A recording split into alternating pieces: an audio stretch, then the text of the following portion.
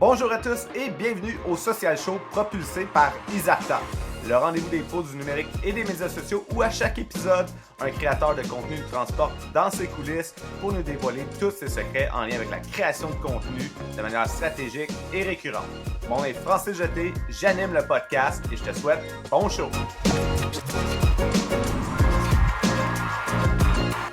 Aujourd'hui, on va parler de la création de contenu avec Anto Tran. Anto, il y a quand même, plus de 250 000 abonnés sur TikTok, près de 12 000 abonnés sur Instagram. Puis tout ça a commencé sur YouTube. Anto, comment ça va? Ça va super bien, Francis. Et toi, comment ça va? Ça va très bien. Je suis vraiment content de prendre le temps de jaser avec toi aujourd'hui parce que tu as un parcours quand même intéressant. Tu es encore très jeune. Tu as commencé à créer du contenu à 13 ans. Puis là, aujourd'hui, tu fais ça pas mal à temps plein en tant que créateur de contenu sur TikTok, Instagram. Et en plus de ça, tu as démarré ton agence. Fait que toi, tu es un influenceur qui crée du contenu pour des brands, puis t'aides aussi les brands à créer du contenu avec des influenceurs. Fait qu'on va jaser vraiment de ces deux angles-là aujourd'hui ensemble. Mais avant ça, peux-tu nous raconter comment tu t'es lancé dans la création de contenu alors que tu avais 13 ans, Sam? Ouais, c'est une super belle histoire. Dans le fond, j'ai commencé à 13 ans, même avant ça un peu, je dirais, à faire des vidéos tout simplement avec mes amis. Tu sais, je faisais des vidéos sur YouTube parce que les personnes que je regardais un peu ma télé, on pourrait dire, c'était des YouTubers. Puis qu'est-ce que je trouvais vraiment cool de ces vidéos-là, c'est que tout était fait par eux-mêmes. Puis c'était pas nécessairement, tu sais, des grosses productions, des grosses caméras, du moins à ces débuts-là, mais c'était toujours des bons concepts qui captaient l'attention. Fait que en voyant ça, puis en sachant que c'est quand même accessible ou c'était accessible à tout le monde, je me suis dit pourquoi moi ne pas essayer. Donc à ce moment-là, j'ai commencé à faire des vidéos un peu de tout. Tu sais, même mes projets d'école, des fois qu'il fallait qu'il fallait filmer, par exemple en anglais ou en français, je les mettais sur ma chaîne juste pour, tu sais, bien sûr le projet scolaire, mais aussi pour que tout le monde, entre guillemets, puisse y avoir accès. Sinon, j'aimais beaucoup faire de la musique. J'ai grandi, en fait, j'étais au primaire puis au secondaire en concentration musique aussi. Donc, j'ai eu quelques bands, on pourrait dire des petits bands avec mes amis on essayait de gratter des tunes, de créer un peu de tunes. Donc, de se faire poster nos nouvelles tunes qu'on avait à ce moment-là sur YouTube. Fait que, je dirais que le résumé global de Anto à 11, 12 ans, 13 ans, c'était vraiment du n'importe quoi qui lui passait par la tête. Ouais, puis là, tranquillement, pas vite, n'importe quoi là, c'est transformé, c'est précisé. Fait que tu as commencé à faire vraiment du streaming de gaming sur YouTube en direct. Puis là, fait que là, tu as quand même développé une pas peu grosse fanbase sur YouTube en tant que telle avec cette création de contenu-là. Puis là, tout d'un coup, tu as décidé de laisser tomber toute cette grosse fanbase-là, puis tu t'es concentré vraiment sur la plateforme de TikTok. Peux-tu nous parler de ce processus-là? Comment tu es parti d'avoir plein d'abonnés YouTube et faire du live sur YouTube et dire je vais commencer à faire je vais passer de la vidéo horizontale en direct à de la vidéo verticale de courte durée. Comment ça s'est fait? Ouais, c'est une excellente question. Tu sais, pourquoi de base j'avais commencé plus sérieusement YouTube? Dans le fond, la chaîne dont j'avais mentionné tantôt à 11, 12, 13 ans, c'était ma première chaîne. Tu sais, ça, c'était rien de sérieux. Mais c'est plus vers mes fins 16 ans, plutôt au début de 17 ans. C'est là que j'ai commencé ma chaîne YouTube qui s'appelle Light Pollux, qui était un peu plus sérieuse dans le sens que sur cette chaîne-là, j'avais une ligne directrice qui était les jeux vidéo, soit le jeu mobile Clash Royale. C'était à ce moment-là le jeu auquel je jouais le plus souvent et heureusement, en fait, par chance, j'étais quand même assez bon. Donc, je me suis dit, bon, il y a plein de YouTubers qui font ça aussi. Pourquoi pas moi me mettre dessus en tant que YouTuber et aussi, je dirais pas spécialiste de Clash Royale, mais tu sais, j'étais quand même dans le top 100 mondial à ce jeu-là. Donc, il y avait quand même beaucoup de monde qui me demandait des conseils. Puis je voyais que justement, il y avait un intérêt par rapport à ce jeu-là et mes conseils que je pourrais donner en français. Donc, j'ai développé une communauté de plus de 100 000 abonnés après une couple d'années, 4-5 ans. Donc, je faisais autant de vidéos YouTube que de live stream sur ce jeu-là. Mais là, tu sais, après 5 ans, ou même après, je dirais avant ça, même après 4 ans, je me suis un peu tanné de ce jeu-là, puis aussi du gaming en général. Puis qu'est-ce qu'il faut noter aussi, c'est que cette communauté-là que j'ai bâtie était 70% en France, je dirais 20% au Québec, 25% au Québec, et le reste était genre, tu sais, Belgique, puis d'autres pays qui parlaient français et qui avaient un intérêt pour ce jeu-là. Donc, non seulement j'étais tanné de jouer à ce jeu-là, mais je voulais aussi avoir une audience qui était un peu plus près de moi pour autant connecter avec des créateurs qui étaient proches de moi physiquement, mais aussi de connecter avec une audience puis de travailler avec des marques qui étaient plus proches au Québec en fait. Mm-hmm. Donc c'est là que j'ai vu l'opportunité sur TikTok. C'était à ce moment la plateforme la plus grandissante, la plus je dirais pas facile à percer dessus, mais c'est un peu le cas aussi. C'était elle qui avait le plus d'opportunités à cause de la manière dont la plateforme fonctionne, tout simplement. Donc, c'est pour ça que j'ai fait le switch de YouTube à TikTok. Puis, je suis bien content de ça jusqu'à maintenant. Puis là, c'est quand même près de 250 000 abonnés sur TikTok. Puis, dans le fond, ça t'a amené plein d'opportunités. Entre autres, tu as eu la chance de créer du contenu avec Ricardo. Tu as eu la chance d'être nommé dans les meilleurs créateurs de contenu pour quand le premier ministre François Legault a demandé qui devrait suivre sur TikTok alors qu'il ne suivait personne. Fait que ça t'a amené plein d'opportunités en plus de collaborer avec les marques. Peux-tu nous parler un peu de ces happenings-là que tu as eu la chance de vivre, peut-être?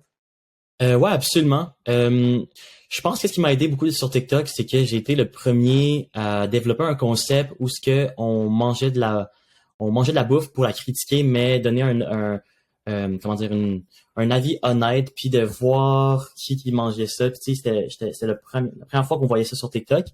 Mais sans le savoir, je pense, avec réflexion, c'est que vu que j'allais déjà naturellement vers des marques, des restaurants qui sont en soi des marques, le monde était déjà habitué de me voir près des marques, on pourrait dire.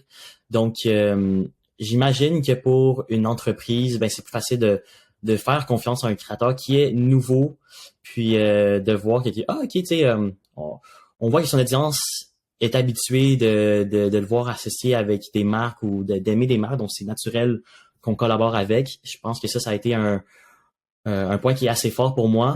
Sinon, tu sais, juste les opportunités que tu as mentionnées avec Ricardo ou Monsieur le Premier ministre, je pense que c'est plus des opportunités qui m'ont aidé à convaincre mes parents que c'était quelque chose de plus que juste faire des vidéos sur Internet.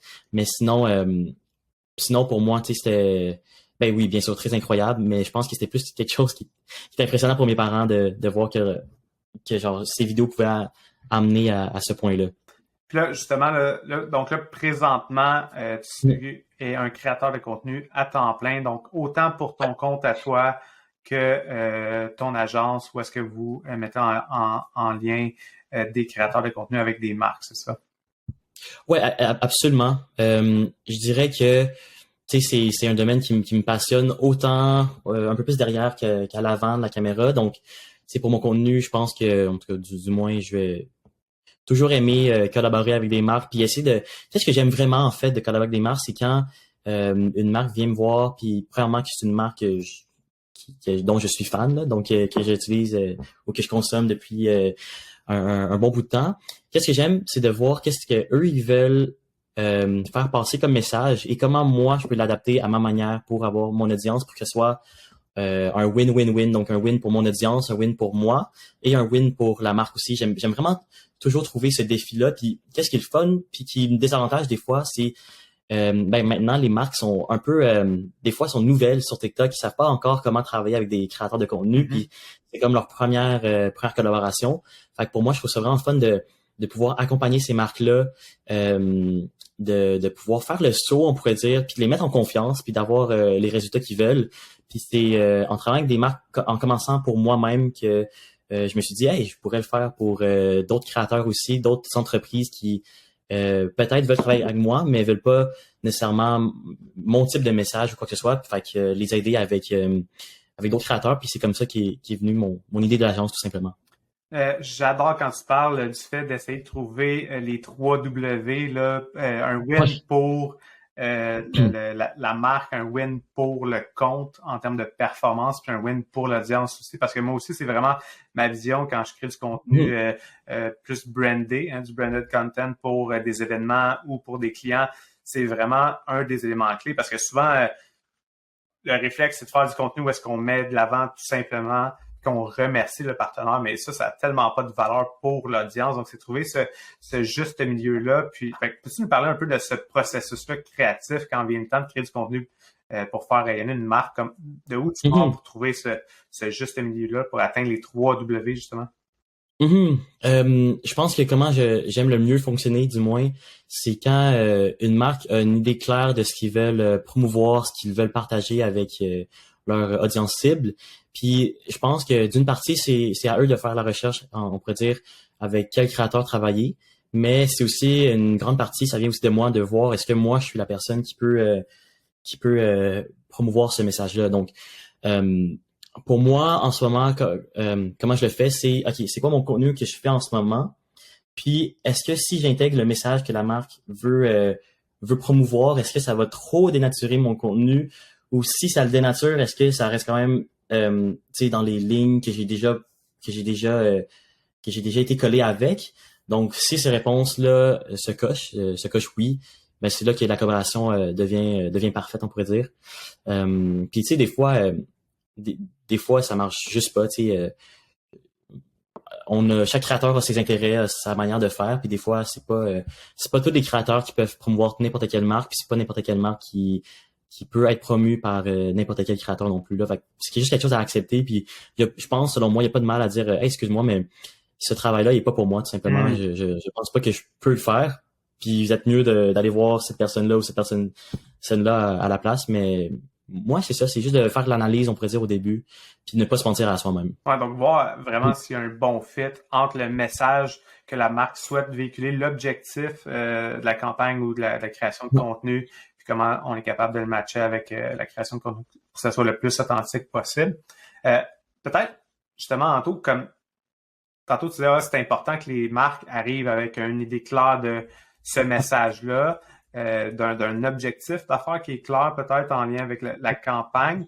Je sais qu'il y a beaucoup d'entreprises ou de compagnies encore qui pensent que quand on fait une collabo avec un créateur de contenu, on a juste besoin d'y envoyer un petit freebie, quelque chose de gratuit, puis que là, ça fonctionne encore. Tu peux-tu nous parler comme présentement, là, tu sais, si on veut faire affaire avec un collaborateur, comment on devrait l'approcher? Tu sais, c'est quoi les éléments clés qui devraient déjà être à l'intérieur du brief, au-delà de juste envoyer une gratuité, comment on aborde, comment on approche un créateur de contenu pour faire ces collabs-là?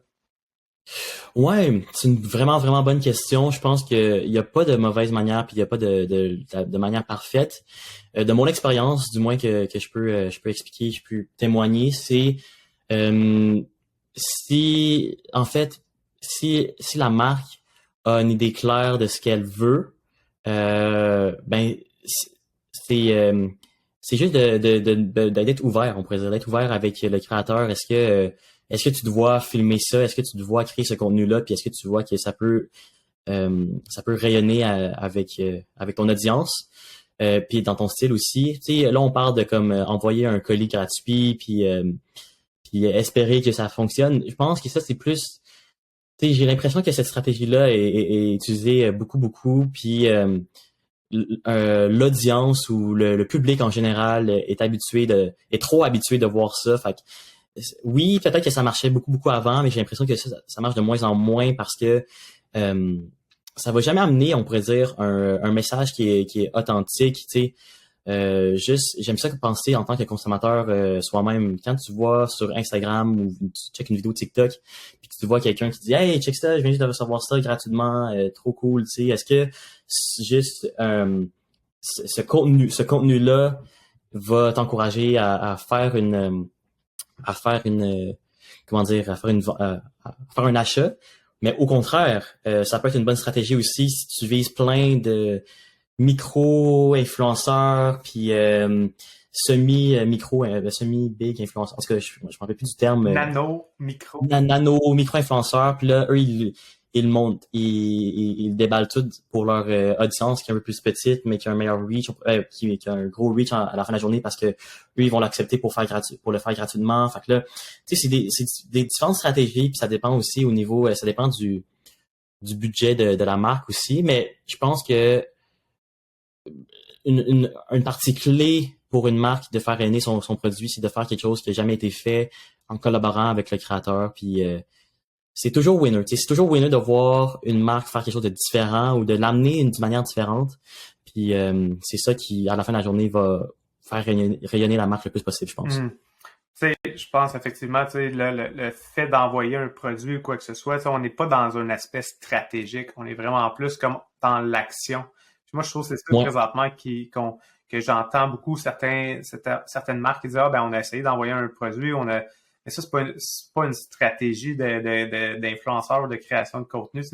C'est vraiment une action, alors que je pense que ça a beaucoup plus de valeur pour les marques de développer une relation à long terme avec un créateur de contenu pour avoir un exposure répété auprès d'une audience, puis d'avoir plusieurs pièces de contenu pour s'assurer justement qu'on ait un peu plus en profondeur sur le message. Puis je trouve que souvent aussi, ce qui manque, c'est une action vraiment claire qu'on veut aller chercher avec le contenu. Donc, d'avoir un appel à l'action, d'avoir un code promo, d'avoir vraiment un élément clé qui va nous permettre de tracker aussi les résultats. Fait que tout ça, je pense que c'est des choses qui sont importantes à garder en tête quand il est le temps de faire des collabos. Quand il est le temps pour toi de créer du contenu, que ce soit ton contenu de manière globale ou un contenu en mode collabo, peux-tu nous parler de ta routine de création de contenu? Ça ressemble à quoi? Comme une journée type là, en termes de création de contenu?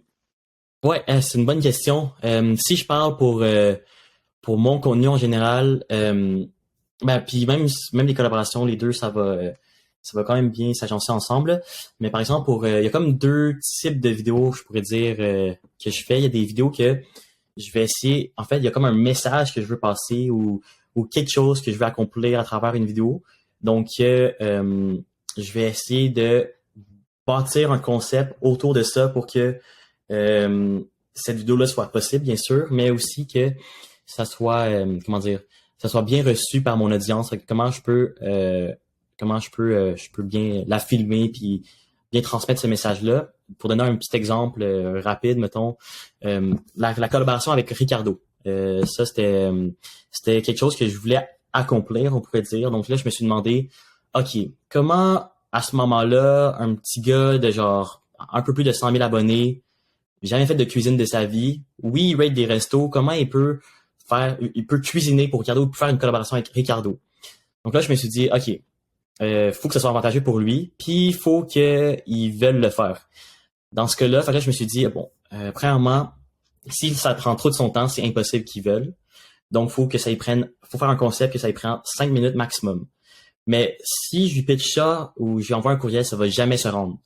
Donc là, je me suis dit, OK, je peux leverage le public que j'ai déjà pour lui mettre un peu une genre de pression, puis voir comment il réagit face à ça. Donc, pour être sûr qu'il voit mon message. Fait dans ce cas-là, puis pour voir aussi pourquoi lui, ça serait avantageux pour lui de faire ces collaborations-là. Donc là, je me suis dit, OK, je vais essayer de call out Ricardo, puis en vidéo TikTok, puis je me suis dit, il y a comme 3 critères à avoir. Donc, j'ai dit, je pense dans cette vidéo-là, j'ai dit salut Ricardo, si tu dis oui en dessous de ces commentaires et que cette vidéo atteint 25 000 likes, 25 000 likes, c'est quand même un bon nombre de likes pour une vidéo sur TikTok.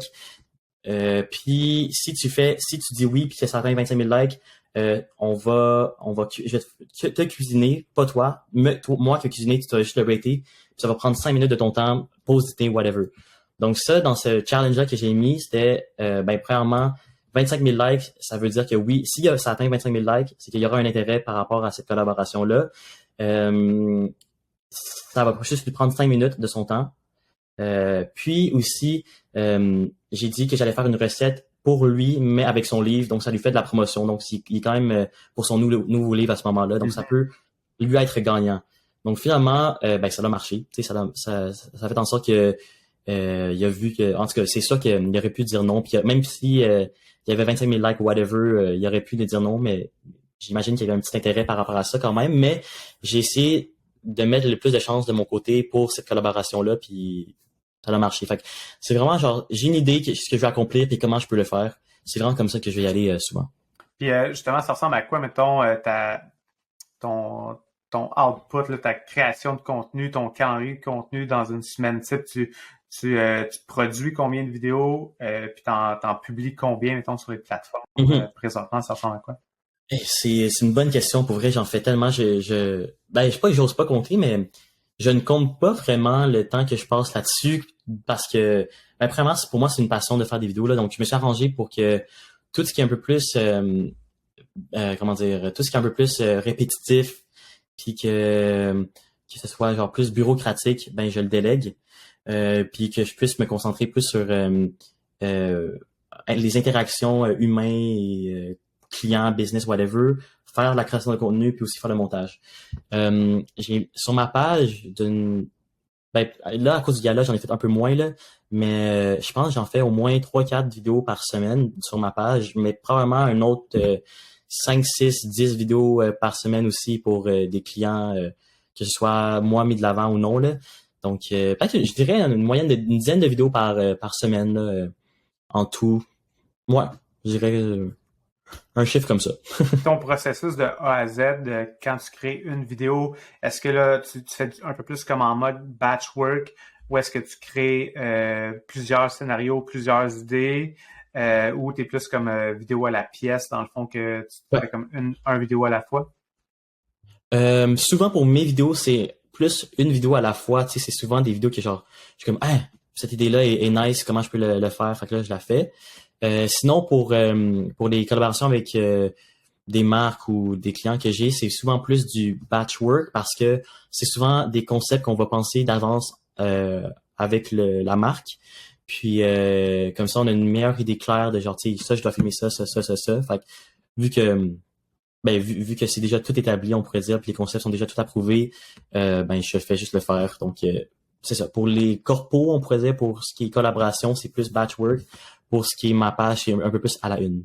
Puis justement, fait que dans le fond, quand tu développes une idée de contenu, comment tu fais pour t'assurer que tu demeures stratégique dans le temps que tu investis, dans le fond, dans ta création de contenu vidéo pour rester on-brand, pour être en lien, pour t'assurer que ton contenu performe bien? C'est quoi comme ton checklist pour te dire comme cette vidéo-là est on-brand avec la marque de Anto, mon audience va l'aimer, puis je sais que j'ai investi mon temps à la bonne place. Je me suis comme mis en fait, tu sais, en voyant la vidéo à la fin, c'est souvent là que je suis comme, ok, cette vidéo-là, je suis content de ça. Ah, j'aurais dû modifier ça. Ça m'arrive quand même quelques fois, tu sais, d'avoir une vidéo, la publier, puis là, genre, 5-10 minutes après, je suis comme, ah, me semble que je peux encore l'améliorer, fait que je l'efface, je modifie, puis là, je la reposte. Fait que je dirais que c'est plus un feeling, tu sais, dans le sens que j'ai pas vraiment c'est un feeling, puis je me mets vraiment à la place du consommateur. Est-ce que quelqu'un qui regarde souvent mes vidéos aimerait ce contenu-là? Puis même aussi, là, je me pose la question, est-ce qu'il y a quelqu'un qui ne regarderait pas mes vidéos normalement? Est-ce que c'est aussi quelque chose qu'ils peuvent aimer? Donc, c'est aussi la structure de mes vidéos. Tu sais, j'aime ça commencer avec, tu sais, je dis ça, genre, dans mes premières secondes, c'est une raison de pourquoi tu devrais rester jusqu'à la fin. Puis, ce qu'il y a entre ça, est-ce que c'est assez intéressant pour que la personne reste jusqu'à la fin? Fait que c'est beaucoup ces barèmes-là, mais je dirais pas il y aurait pas genre de critères comme une checklist, on pourrait dire, qui se fait, du moins, se fait mentalement si j'en fais une. Ouais, donc c'est plus intuitif un peu par rapport à ton processus de montage. Tu essaies de trouver une accroche forte au début pour te dire, bon, ben, ça, je pense que c'est un accroche qui va faire que les gens vont rester jusqu'à la fin. Puis après ça, tu essaies de trouver le bon tempo, la bonne livraison, le bon montage, là, dans le fond, la bonne scénarisation pour que les gens pour augmenter le taux de rétention dans ton contenu. Mais tu n'as pas une checklist vraiment claire de ça me prend un titre au début, ça me prend quelque chose ou Non, c'est ça. Puis souvent, honnêtement, là, souvent, c'est l'idée qui est vraiment clé, là, dans le sens que peu importe ton hook, peu importe comment ta vidéo se déroule, si ton idée est bonne, si ton concept est bon, ça va vraiment faire le travail pour pas mal tout. Tu sais, si ton concept est bon, c'est juste à toi de faire en sorte que le monde sache c'est quoi ton concept en commençant la vidéo, surtout sur TikTok, tu sais. Mais sinon, le concept fait vraiment une grande partie du travail, puis ouais, c'est ça. Ben, justement, si on parle de concept, est-ce que ça t'arrive d'avoir le syndrome de la page blanche, de pas avoir d'idée, de dire comme là, tu sais, à force de créer beaucoup, beaucoup de contenu, comment on fait pour se renouveler, comment on fait justement pour savoir, pour trouver des idées quand on crée quand même à une fréquence aussi élevée que toi? Euh, oui, je pense que oui, il y a il y a comme le syndrome de la page blanche qui peut arriver, mais tu sais, je pense que avec TikTok, c'est qu'il y a tellement de possibilités que c'est un peu difficile de manquer d'idées. J'imagine que oui, à des moments, j'aurais peut-être pas toujours l'idée virale comme la meilleure idée du monde, du siècle, mais j'ai l'impression que la manière qu'on peut leverage la connaissance avec la connaissance de la plateforme et tout ça, il y a toujours quelque chose à pouvoir faire qui va minimalement performer puis qui sera intéressante. Donc oui, je pense qu'il y a des moments que j'ai plus d'inspiration, d'autres moins, mais ouais, je pense que ça y va en vague, puis en tout cas heureusement que ça c'était pas trop produit jusqu'à maintenant. Fait que t'as pas trop le problème du syndrome de la page blanche. Sinon, si c'est pas le syndrome de la page blanche, c'est quoi présentement, mettons, ton défi numéro un quand vient le temps de créer du contenu? Mhm.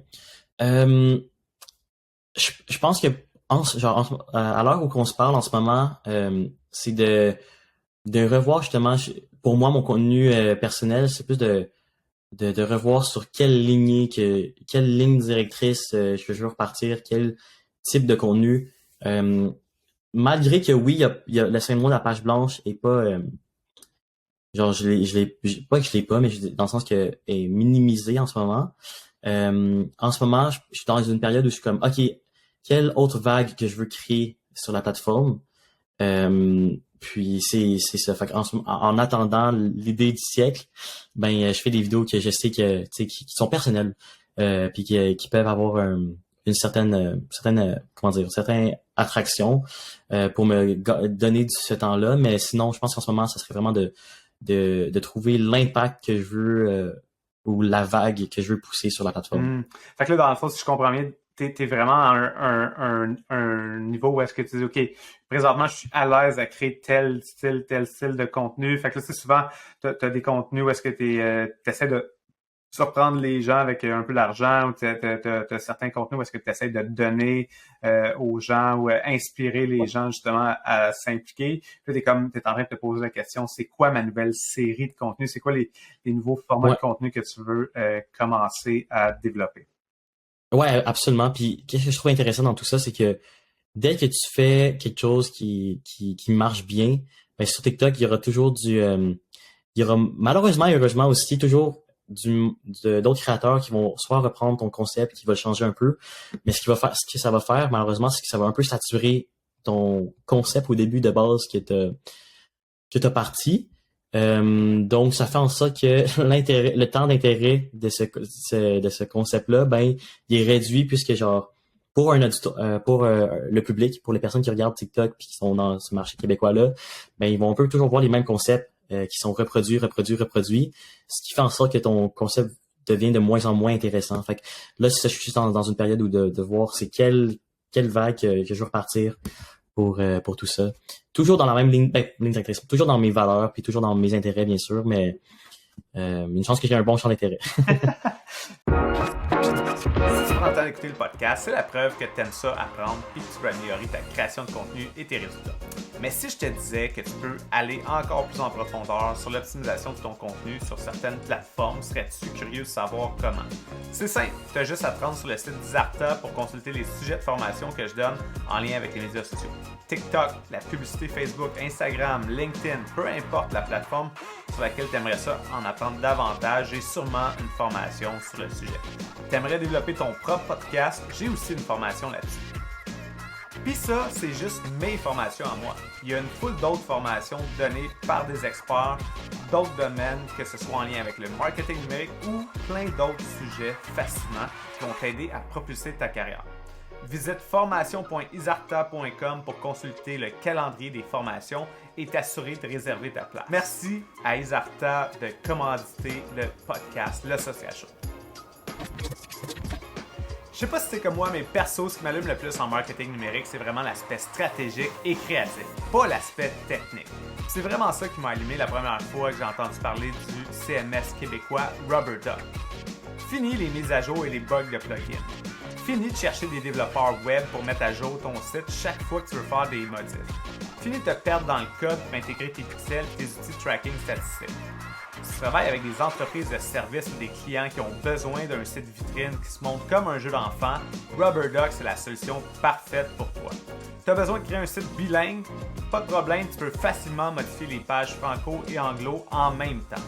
En plus de ça, c'est eux qui s'occupent du support si tes clients ont des bugs techniques. Qu'est-ce que tu veux de plus? Un chèque? Ben imagine-toi donc que RubberDuck offre en plus des ristournes aux professionnels du marketing et aux agences qui développent des sites web pour leurs clients. Visite rubberduck.io/essai pour tester la plateforme gratuitement pendant 14 jours. Un gros merci à l'équipe de RubberDuck de commanditer le podcast. De retour avec notre invité.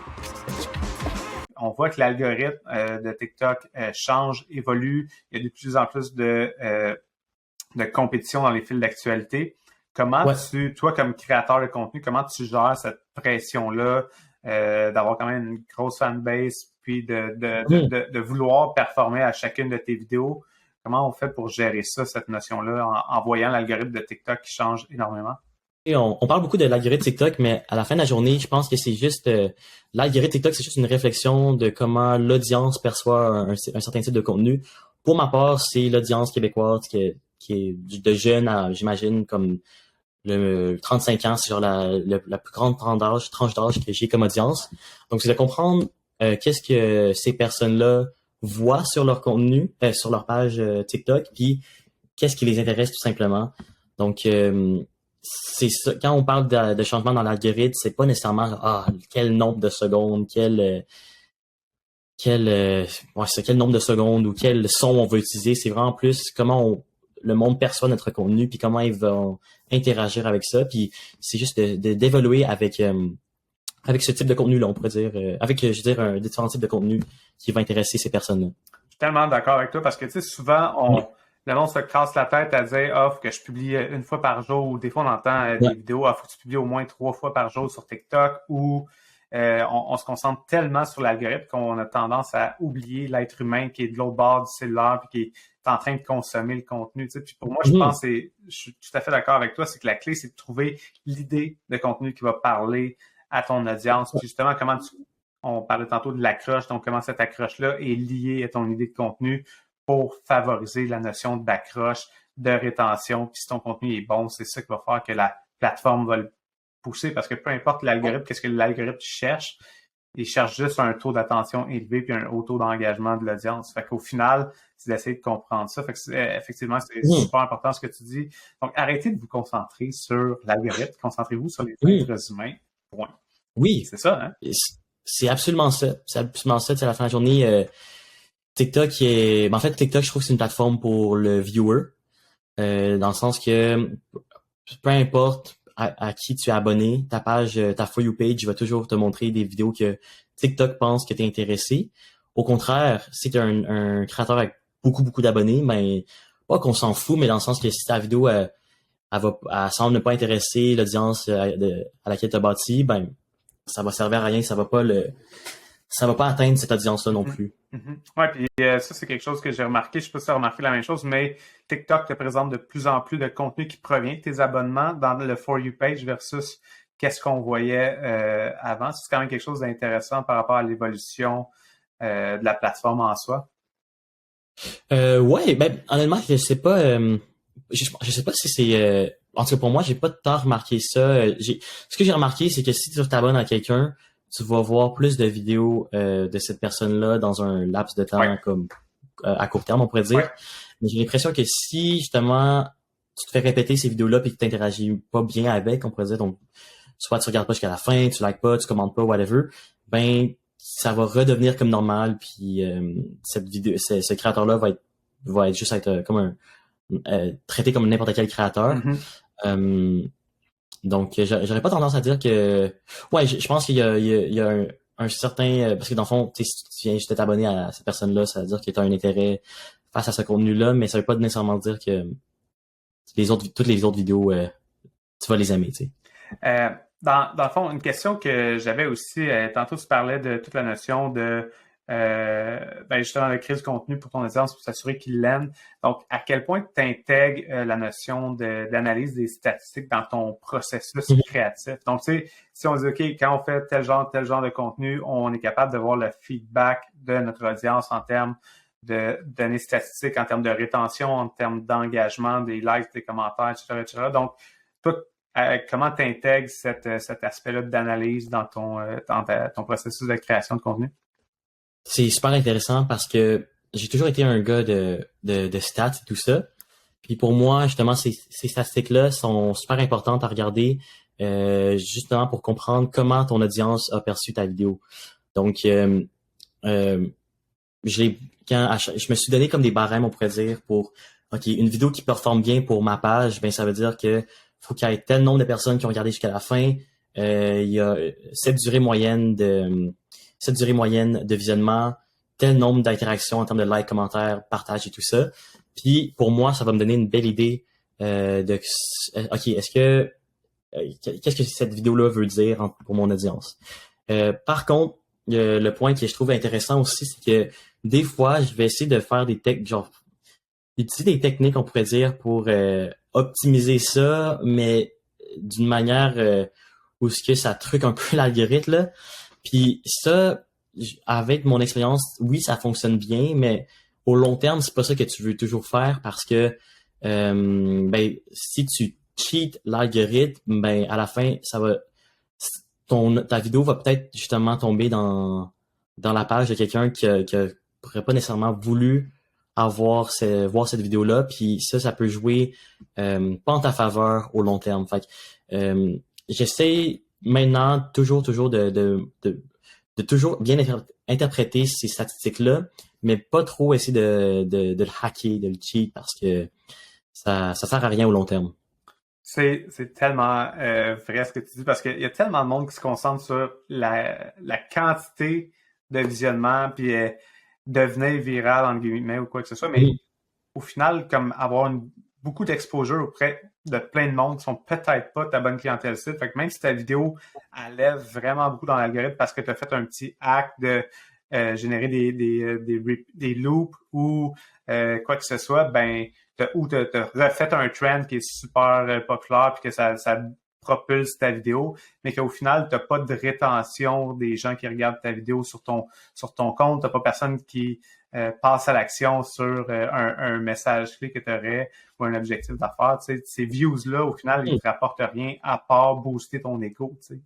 C'est ça. Puis, en fait, c'est ça. Dans le même sens, je préfère faire une bonne vidéo, selon moi, qui est authentique, qui est dans la ligne directrice, avoir un super bon résultat, plutôt que justement devoir utiliser ces loops-là pour atteindre ces résultats-là. Parce que, tu sais, il y en a une couple, là, justement, tu as mentionné la loupe, là, même la loupe, des fois, au début, c'était le fun à faire parce que c'est genre, oh, wow, OK, le créateur, il connaît sa plateforme, puis c'est intéressant, c'est wow, tu sais. Après ça, tout le monde a commencé à faire ça, puis c'est devenu genre, OK, il fait ça parce qu'il veut optimiser sa vidéo, tu sais. Sinon, il y a eu un moment où on pensait que toutes les vidéos que tu faisais à 7 secondes, 7 secondes, c'était genre le chiffre parfait pour que ta vidéo a blow up ou quoi que ce soit. Ça, encore une fois, c'est une autre technique. En tout cas, j'essaie d'éviter, ou genre du monde qui pense que genre mettre un certain son, ça va faire en sorte que ta vidéo elle fonctionne. Reproduire des trends aussi. En fait, je pense que ça, c'est un super bon point. Puis j'ai l'impression que il y a de moins en moins ça, des trends, là, où c'est que genre t'as comme un son, puis il y a comme quelque chose à faire, genre quelque chose qui reproduit.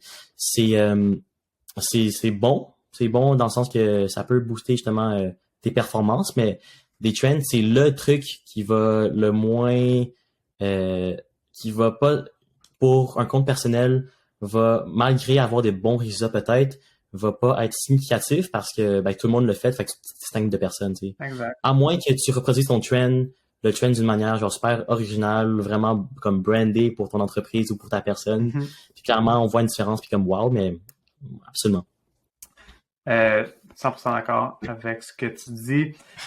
Puis, tu sais, justement, les marques qui arrivent sur TikTok puis qui savent pas, dans le fond, quel contenu faire.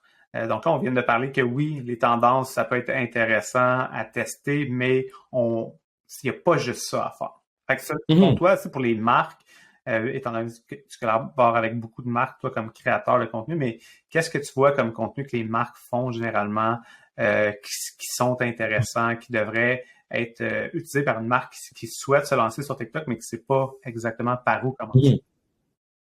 Ben d'abord, je pense qu'il y a une nuance à faire dans le sens que faut voir c'est quoi l'objectif de la marque. Puis, mais mettons, si on présume que la marque veut percer, avoir une grande présence sur TikTok, ben je pense que la meilleure chose à faire, c'est développer un concept. En fait, développer un concept qui est authentique à eux, bien sûr, puis qui est, on pourrait dire différent des autres. Tu sais, pas essayer de voir, ok, ça fonctionne bien pour chez notre compétiteur ou chez chez une autre marque, ben on va essayer de le refaire à notre manière. Souvent, si on essaie de reproduire quelque chose, on va être moins bon que la personne qui l'a commencé. Puis, qu'est-ce qui est le fun aussi avec certaines marques, c'est qu'ils ont, au Québec, par exemple, ils ont déjà pas une certaine réputation, mais un certain déjà brand awareness. Le monde connaisse déjà cette marque-là. Fait que jouer sur ces aspects sociaux-là, c'est super, super important. Puis on l'a vu justement récemment, le compte de la STM qui joue vraiment, vraiment, vraiment sur comment dire, sur les blagues qu'on pourrait faire par rapport des trucs qui sont relatable, on pourrait dire, avec leur clientèle, qui des fois ne les met pas à leur avantage absolument, mais qui donnent une certaine proximité avec leurs clients. Ou sinon, je pense à une collaboration que j'ai faite avec WePet, par exemple. WePet, ben eux, tu sais, tout le monde a une manière de manger leur WePet. Donc, c'était vraiment de viser, de vraiment jouer là-dessus, tu sais. Donc, les marques qui ont, comment dire, une histoire, quelque chose que les clients peuvent reconnaître, ben vraiment jouer là-dessus, c'est super important. Les Pour aspects distinctifs, fait que c'est la STM, il y a le son qu'on entend dans le métro. Il y a effectivement plein d'éléments relatable, comme tu dis, que la clientèle cible, quand ils voient le contenu de la STM, ils se reconnaissent là-dedans. Donc, on est vraiment reparti justement d'éléments qu'on Ouais, sait que notre clientèle cible, ça va résonner, ça va connecter avec notre audience. Fait qu'effectivement, c'est absolument. de revenir à soi puis d'essayer de comprendre un peu justement cette clientèle cible-là, c'est quoi les éléments forts. Puis on comprend qu'il y a certaines entreprises qui n'ont pas ce niveau d'awareness-là, peut-être, Ouais, pour qui ça peut être peut-être un peu plus difficile d'aller trouver ces éléments-là. Mais là, à ce moment-là, c'est de revenir à notre clientèle cible et de se poser la question, c'est quoi les valeurs, c'est quoi les points de douleur, c'est quoi les questions de notre clientèle cible pour avoir en lien avec notre secteur d'industrie et tout simplement répondre à ces éléments-là dans notre création de contenu. Je sais pas si toi, dans ton approche avec certains clients, tu as un processus pour les amener à trouver ces éléments-là? absolument. Seulement, je pense que ben la première question que je demande souvent là, c'est qui votre clientèle cible, c'est qui que vous à qui vous parlez, c'est qui votre audience, puis pourquoi il vient chez vous, pourquoi qu'est-ce qu'il aime de votre marque, c'est quoi des insights par rapport à eux, ou sinon attends, j'avais un point qui était quand même assez intéressant par rapport à ça. Euh, aussi c'est ça, le niveau de performance aussi, quand on parle de performance puis de viralité, ça dépend aussi de la marque, tu sais, de l'audience que la marque. Par exemple, je donne un exemple pour la STM, ça c'est toute la région de Montréal. Par contre, pour par exemple le casse-croûte du coin, on pourrait dire, ben c'est pas nécessairement, ça sert à rien d'avoir d'essayer de plaire à tout le monde puis faire une vidéo virale à 500 000 vues quand leur audience est juste autour. Peut-être que oui, ça peut susciter un intérêt pour le casse-croûte du coin, c'était pas un bon exemple. Là. Ben, c'est un excellent Mais exemple, mais on peut prendre l'exemple aussi de la meilleure poutine au Québec. Tu sais, il y a un créateur ouais, de contenu qui avait créé du contenu puis qui avait ranké la meilleure poutine au Québec. C'était devenu ouais, viral, puis eux autres, le chiffre d'affaires a complètement explosé parce qu'il y avait des gens qui venaient des quatre coins de la ouais, province. c'est ça. Donc, ça peut être effectivement en fait, c'est d'avoir des attentes réalistes, je pense. Donc, Oui, oui, c'est ça. de pas juste vouloir être viral pour être viral, justement, mais de bâtir cette notion-là pour penser à une Ouais. clientèle cible primaire. Puis après ça, peut-être on est capable de les rejoindre plus de monde, puis tant mieux. Mais c'est sûr que pour une marque comme la STM, qui est déjà connu. Fait que déjà, dès que la STM arrive, ben c'est sûr qu'il y a certains arrive sur la plateforme de TikTok, c'est sûr qu'il y a certains comptes de médias sociaux ou des médias qui vont en parler. Fait que ça, en partant, ça va aider à faire l'effet boule de neige. Mais après, ceci dit, l'équipe de la SM, que dès les premières vidéos, ont fait vraiment des home runs là, dans leur création de contenu parce qu'on a été capable vraiment d'identifier c'est quoi les éléments clés de notre marque, qu'est-ce qui va faire réagir les gens, qu'est-ce qui va faire parler les gens. Puis cette notion-là d'amener un aspect de divertissement, je pense que la STM a fait un super bon boulot de ce côté-là. Mm-hmm.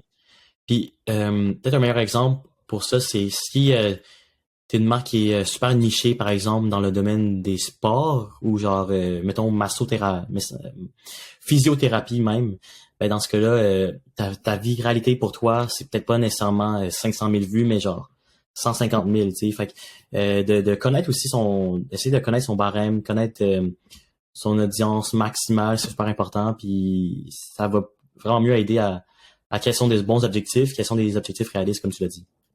Puis mettons, les marques qui pensent encore que TikTok, c'est juste pour les jeunes, c'est quoi tu réponds à ça?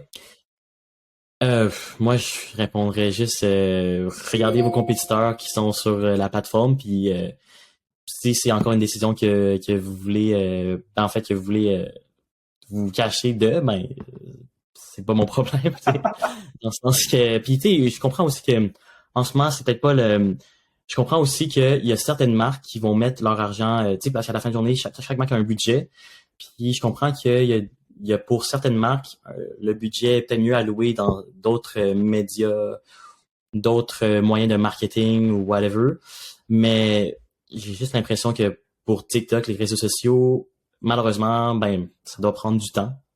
Puis c'est difficile de prendre du temps pour faire des bonnes vidéos. Donc ça peut paraître comme une grosse pente à monter, mais du moins pour moi, avec toutes les entreprises que je peux observer de loin ou de près, ils sont toujours satisfaits d'avoir fait le step de monter cette montagne-là en termes d'investissement de temps et de ressources et tout ça. Ouais, puis tantôt tu mentionnais aussi la notion de.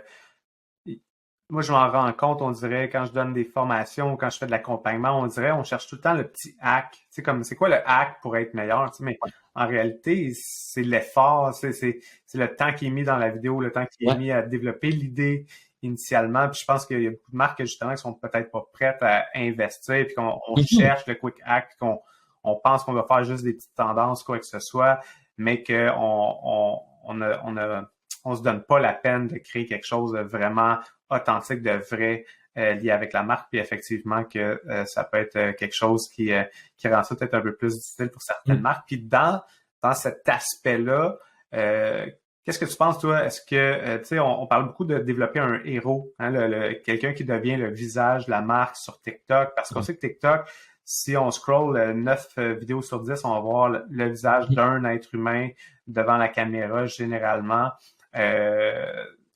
Qu'est-ce que tu as à dire par rapport à cet aspect-là de développer des personnalités de marque? C'est une super bonne question. Puis je pense que si je parle du côté de la marque, je pense que ça peut être difficile, ça peut être un défi de trouver un bon ambassadeur qui représente ta marque. Puis surtout si tu vises le long terme, tu sais, si on parle au niveau des ressources. Mais je pense que il y a toujours moyen d'avoir un visage à travers tes employés. Les employés, à la fin de la journée, c'est eux qui représentent ta marque sur le front. Puis je pense que ça peut être quelque chose qui est très relatable aussi pour du contenu, je sais pas n'importe quelle marque, là, mais en général pour du contenu organique sur la plateforme.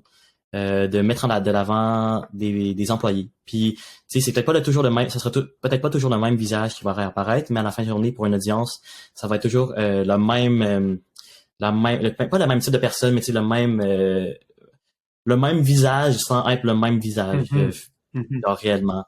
Donc, ça dépend. Encore une fois, tu sais, les vidéos, trouver un ambassadeur, c'est beaucoup de temps à mettre, beaucoup de ressources à investir, je pense.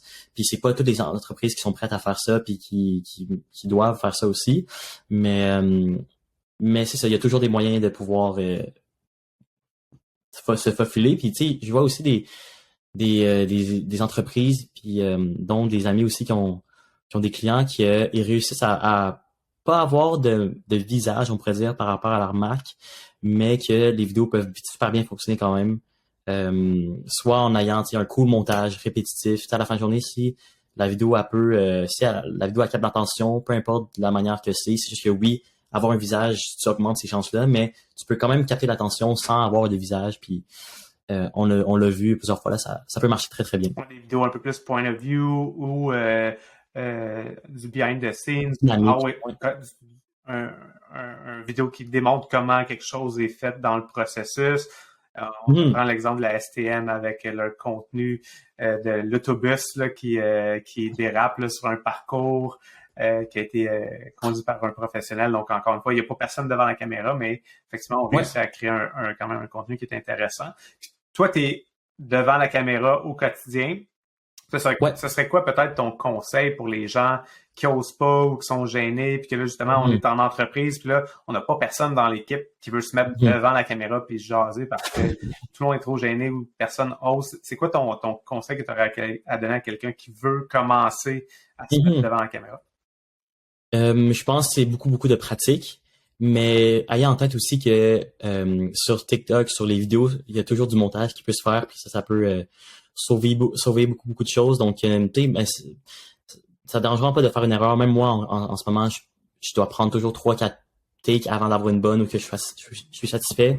Puis ça, c'est après une dizaine d'années de toujours faire des vidéos. Fait moi, en tout cas, moi, je me considère pas naturellement bon devant la caméra, mais c'est quelque chose qui se développe. Puis le montage, ça sauve beaucoup, tout simplement. Puis un point que j'avais oublié de mentionner aussi, si jamais il n'y a pas d'ambassadeur qui est possible ou même les employés sont pas assez à l'aise, ben justement le chef d'entreprise, le fondateur de l'entreprise, pour raconter l'histoire de cette entreprise-là aussi, c'est super bon pour souvent des entreprises qui sont un peu plus petites ou vraiment proches de leur clientèle, là, ça peut vraiment bien marcher aussi.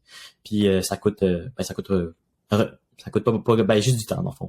Juste du temps. Ça peut coûter cher, bien sûr, mais ça coûte rien en termes d'argent. Ouais, puis justement, pour certains entrepreneurs, le temps est une ressource difficile. Fait que des fois, c'est un challenge, mais que effectivement, c'est quelque chose qu'on voit pas assez, selon moi, des dirigeants d'entreprise qui décident de se mettre devant la caméra, alors que ben justement, c'est ce rôle-là de leader qu'on attend d'eux. Donc, de développer ce personal branding-là aussi peut être super intéressant. Tant pour l'entreprise que pour la personne, puis les opportunités que ça peut développer. On le voit du côté aussi, entre autres, du compte du clan Panton, hein, c'est le propriétaire de l'entreprise qu'on voit principalement dans les vidéos. Fait que c'est un bel exemple aussi de ce contenu-là. Anto, le temps file rapidement. Toi, tu es présentement très actif sur TikTok et sur Instagram. Mais quand vient le temps de consommer du contenu pour te divertir, toi, c'est quoi ta plateforme préférée? TikTok. TikTok.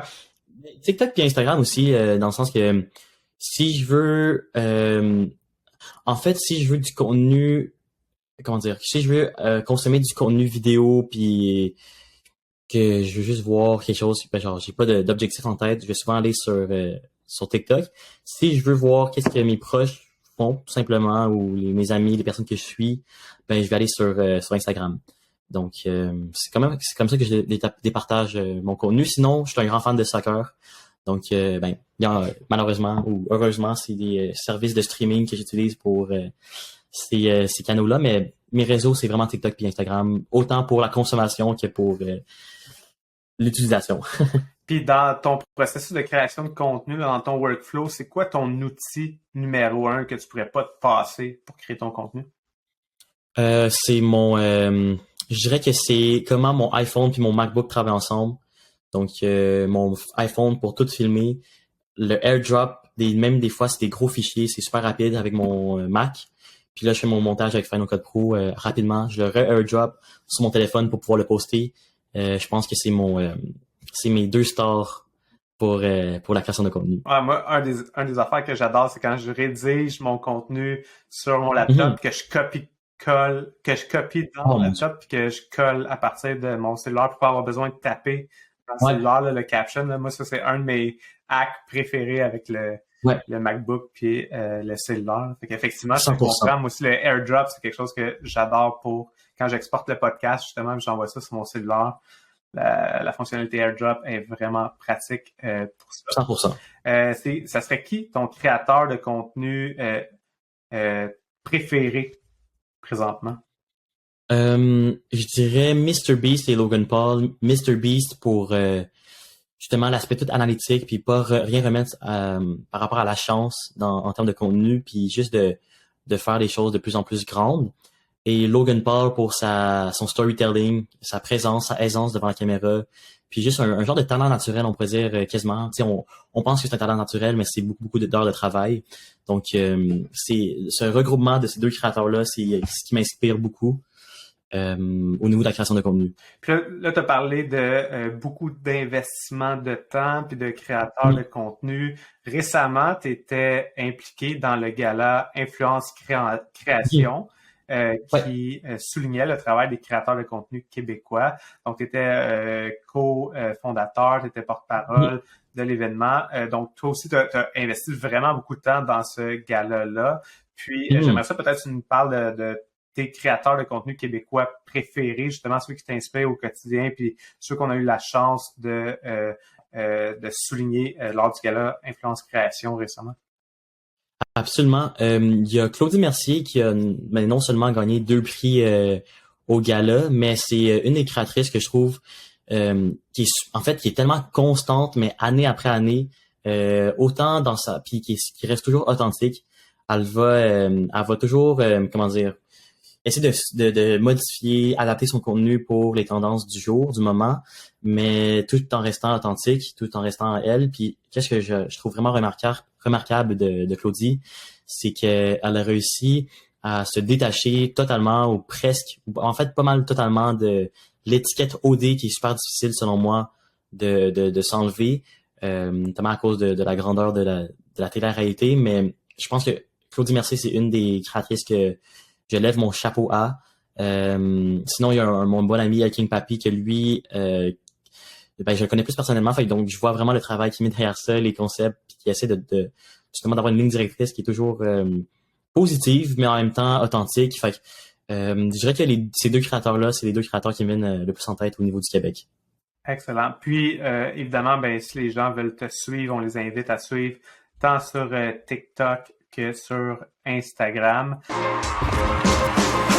Si tu t'es rendu jusqu'ici, je veux te dire merci d'avoir pris le temps d'écouter l'épisode au complet. On sait qu'il y a une tonne de contenu sur Internet, donc que tu sois là jusqu'à la fin, ça me touche vraiment. Je vais aussi prendre le temps de remercier Isarta, qui est le commanditaire officiel du Social Show. D'ailleurs, je t'invite à aller visiter le formation.isarta.com pour voir toutes les formations en lien avec le marketing numérique, dont quelques-unes de mes formations à moi. Finalement, un autre élément qui pourrait t'aider dans ta création de contenu, c'est la machine à contenu. C'est quoi ça, la machine à contenu? C'est simple, c'est un outil que je suis en train de développer qui va vraiment t'aider à toutes les étapes de ton processus de création. De l'idéation à la gestion de tâches, en passant par l'analyse des statistiques et tout l'aspect stratégique de la création de contenu. Tout ça, c'est dans un seul outil. Ça s'appelle la machine à contenu. Donc, visite machineacontenu avec un s.com pour te mettre sur la liste d'attente et pour savoir tous les détails en lien avec cet outil. Je te remercie pas plus longtemps, je te dis merci et à la prochaine.